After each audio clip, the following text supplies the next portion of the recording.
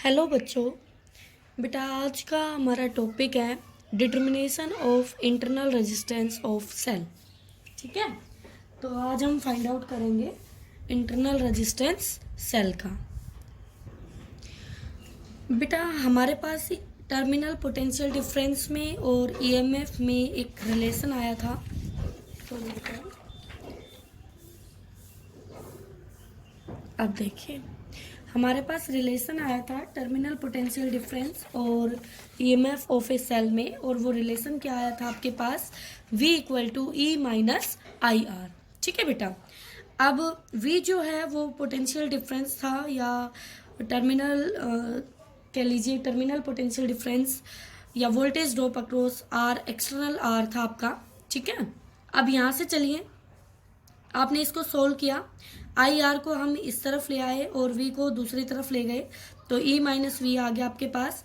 यहाँ से are equal to हो गया ई माइनस वी और डिवाइडेड में आपका डिवाइडेड बाय आई, आई को हम नीचे ले आए। ठीक है, कुछ नहीं है बेटा, सिंपल सा है। देखो क्या आपका टर्मिनल पोटेंशियल डिफरेंस और ईएमएफ में यही रिलेशन आया था, बिल्कुल। अब हमने क्या किया, आई आर को इस तरफ ले आए और ई माइनस वी को दूसरी तरफ ले गए, और हमें आर निकालना है तो आर को यहीं रखा हमने और डिवाइडेड बाय आई कर दिया। और I current passing through the external resistance है, और यहाँ से आप निकाल सकते हो इस आई की वैल्यू अगर आप पुट करेंगे तो आप के पास वी था जो वो आई आर के इक्वल था, तो यहाँ से आई क्या आ जाएगा हमारा, वी बाई आर। ठीक है, तो यही किया बेटा, यहाँ भी इस आई को रिप्लेस किया है, देखो v बाई आर से, बस अब कुछ नहीं है, आई की जगह रख दिया v बाई आर, आर आपका पलट के ऊपर गया। ठीक है, और यहाँ इन दोनों को हमने v से डिवाइड किया, इनका एलसीएम अलग अलग कर दिया, तो r का जो फॉर्मूला आ गया वो आया EMF of the cell upon में terminal potential difference -1 into R external resistance. ये आपका किसी भी सेल का इंटरनल रेजिस्टेंस आपको फाइंड आउट करना हो तो आप इस फॉर्मूले को यूज़ करेंगे। ठीक है, अब आपको इंटरनल रेजिस्टेंस फाइंड आउट करना आ गया है। अब आपको न्यूमेरिकल्स करने होंगे जिसमें आपके पास इंटरनल रेजिस्टेंस भी पूछा जाएगा और ईएमएफ भी पूछा जा सकता है, किसी भी सेल का फाइंड आउट करवा सकता है आपसे। तो देखिए बेटा कैसे करेंगे हम, हमारे पास है फर्स्ट न्यूमेरिकल में, यहाँ पर आपको 4 आइडेंटिकल सेल्स दी गई हैं, दिख भी रहा है आपको फिगर में, 4 आइडेंटिकल सेल्स दी गई है हमें, और ये जो सेल्स हैं इनका ईएमएफ 2 वोल्ट है और टर्मिनल पोटेंशियल डिफरेंस 1.6 वोल्ट है फॉर ईच सेल, और ये चारों की चारों पैरेलल कॉम्बिनेशन में कनेक्टेड है, तो पैरेलली इनको ज्वाइन किया है। और उसके बाद एक्सटर्नल रेजिस्टेंस, देखिए यहाँ पर सर्किट में तो 2 रेजिस्टेंस को पैरेलल में कनेक्ट करके और एक्सटर्नल रेजिस्टेंस से इनको जोड़ दिया है। ठीक है, तो कहता है हमें फाइंड आउट करना है internal resistance of each cell. तो सबसे पहले आपको यहाँ ये मानना होगा बेटा कि ये जो ईएमएफ होगी यहाँ पर, तो ईएमएफ पे कोई फर्क नहीं पड़ेगा, बट जो आर होगा यहाँ इंटरनल रेजिस्टेंस जो होगा हर सेल का 4 है, सॉरी आर है, लेकिन इस पूरे कॉम्बिनेशन को जो सेल रिप्लेस करेगी उसका ईएमएफ तो ई रहेगा, लेकिन इंटरनल रेजिस्टेंस R/4 रहेगा। क्या रहेगा, R/4, और फिर वो इस एक्सटर्नल लोड रेजिस्टेंस से कनेक्ट होगी। ठीक है, तो पहले हम उसके कॉम्बिनेशन का निकालेंगे फिर हम वहाँ पहुँचेंगे। तो देखिए क्या करना है, फॉर्मूला याद है आपको इंटरनल रेजिस्टेंस निकालने का, टर्मिनल ये ईएमएफ ऑफ दिस सेल है अपॉन में टर्मिनल पोटेंशियल डिफरेंस -1 और इनटू में आर एक्सटर्नल। ठीक है, तो अगर आप ईच सेल के लिए अप्लाई कर रहे हैं तो फिर ईच सेल की कंडीशंस रख दीजिए।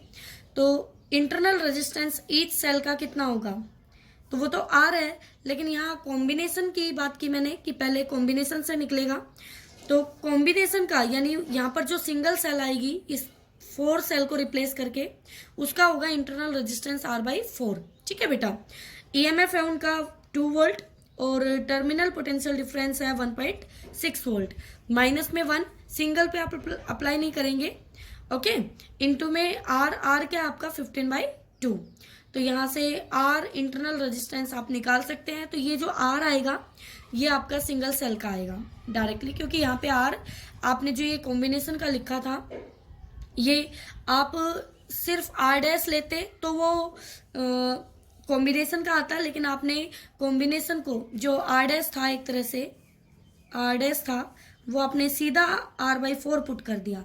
अदरवाइज पहले आप यहाँ पे आर डैश पुट करते और आर डैश की वैल्यू निकालते और फिर यहाँ आर डैश की जगह वैल्यू पुट करके आर निकालते। तो अब इसमें डायरेक्ट आपका निकल के आ गया ये internal resistance of this cell 7.5 ohm. ठीक है बच्चों, उसके बाद नेक्स्ट क्वेश्चन देखिए बेटा। नेक्स्ट क्वेश्चन आपका ग्राफिकल क्वेश्चन है, तो ध्यान से करना है इसको। देखिए एक बार क्या कह रहा है इसमें। एक ग्राफ दी गई है और ये जो ग्राफ है ये terminal potential difference versus current का है, लेकिन बेटा ये एक सिंगल सेल का नहीं है। यहाँ पर 4 आइडेंटिकल सेल्स हैं और वो भी सीरीज में कनेक्टेड है। तो एकदम से दिमाग में पिक्चर बन जानी चाहिए सीरीज की, कि सीरीज में एक सेल का ईएमएफ ई है तो 4 का 4 ई हो जाएगा, और एक सेल का इंटरनल रेजिस्टेंस आर है तो 4 का 4 आर हो जाएगा। ठीक है, तो यहाँ पर ग्राफ दे दिया गया हमें। अब पूछता है ईएमएफ ऑफ ईच सेल बताइए।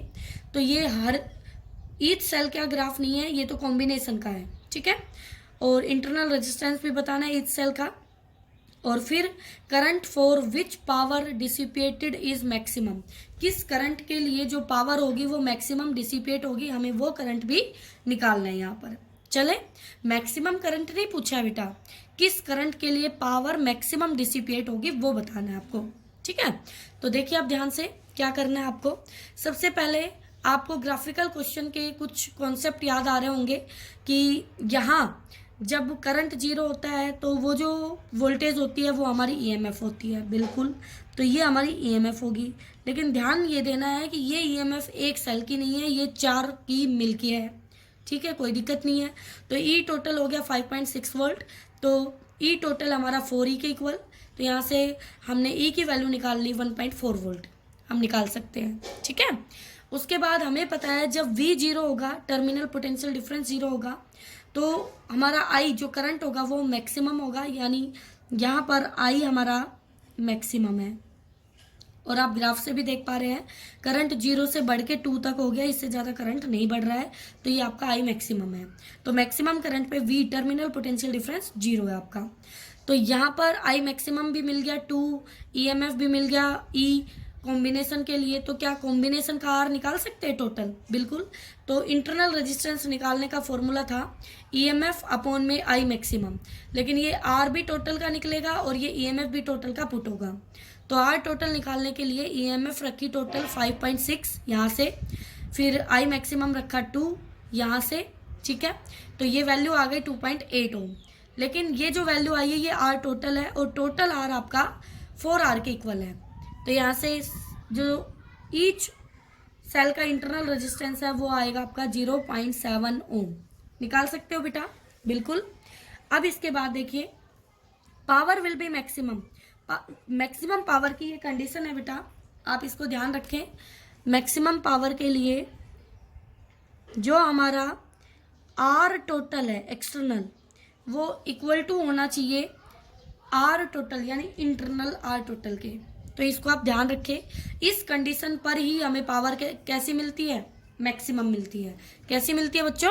मैक्सिमम। ठीक है, तो ये कंडीशन हम अगर लगा देंगे तो हमें करंट मिल जाएगा। तो करंट का फॉर्मूला देखिए, मैक्सिमम पावर की कंडीशन है ये, और ये कंडीशन हम करंट फाइंड आउट करने में यूज करेंगे अपनी। देखिए कैसे करेंगे। पहली बात तो आर जो टोटल है, क्या वो आर स्मॉल आर टोटल के इक्वल है? और वो है 4 आर, यानी कैपिटल आर जो है वो 4 आर के इक्वल होगा। ठीक है, तो यहाँ से आई करंट होता है total EMF upon total resistance, और टोटल ईएमएफ है सीरीज में 4 सेल है तो 4 ई, और टोटल रेजिस्टेंस है सर्किट का एक्सटर्नल प्लस इंटरनल, हमने दोनों को ऐड किया। एक्सटर्नल की वैल्यू पुट कर दी 4 आर, तो यहाँ से 4 आर 8 आर, और ऊपर है 4 ई। तो यहाँ से ये कैंसिल कर लेना आप, E/2 आर हो गया। और ईच सेल का ईएमएफ आया 1.4 हमने पुट किया, ईच सेल का आर आया 0.7 वो भी पुट किया हमने। तो यहाँ से जब इसको सोल्व किया तो करंट आ गया 1 एम्पियर। यानी कि जब आपका करंट सर्किट में 1 एम्पियर होगा तो हमें जो पावर मिलेगी वो मैक्सिमम मिलेगी सर्किट की। तो आपको ध्यान ये रखना है, रिमेंबर ये करना है कि मैक्सिमम पावर की जो कंडीशन है वो ये कंडीशन है कि एक्सटर्नल लोड इंटरनल रेजिस्टेंस के इक्वल होना चाहिए, तभी हमारी उस सर्किट में पावर मैक्सिमम होगी। ठीक है बेटा, तो यहाँ तक आप ये क्वेश्चन अच्छे से कर लें। एक बच्चे का डाउट था, ये जो मैंने इससे पहले जो क्वेश्चन डिस्कस किया, तो आई थिंक उसका डाउट अब क्लियर हो जाएगा। तो अब आप इस तरह के क्वेश्चन भी कर सकते हैं। ठीक है बेटा।